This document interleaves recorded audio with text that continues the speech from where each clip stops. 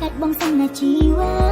តបងមិនមែនជាមន្តាតែបងគឺជាសង្សារដែលល្អព្រោះចង់ឲ្យអូនដើរផ្លូវត្រូវសន្យាបានទេថានឹងនៅក្បែរបងរហូតកុំទៅណាឆ្ងាយពីបងតើអូនដឹងទេឆាំចូលគេងណាគ្មានតើគេបារម្ភគេខ្វល់ខ្វាយកុំលែងឆាជាមួយអ្នកផ្សេងឲ្យគេដឹងឡើយត្រឹមតែគេម្នាក់បានហើយមិនចង់បានអ្វីច្រើនទេ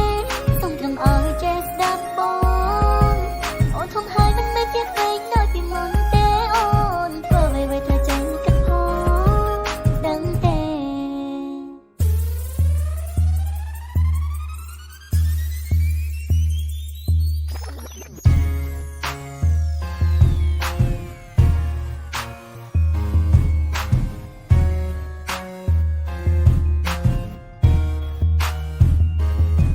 ក្មេងតូចពូកែងោក្មេងតូចពូកែខ្លាំងតែបងដឹងព្រោះអូនស្រឡាញ់ប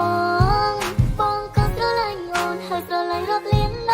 ងឬនៅតែមិនយល់ពីបងទៀតតើមែនទេតែងតែដាស់តឿនអូនមុននឹងធ្វើអ្វីៗត្រូវតែឆ្លងកាត់បងសន្យាជីវិតបងមិនមែនជាមន្តាតែបងគឺជាសង្សារតែល្អព្រោះចង់ឲ្យអូនដើរផ្លូវត្រូវសន្យាបានទេថានឹងនៅក្បែរបងរហូតកុំទៅណាឆ្ងាយពីបងតើអូនដឹងទេ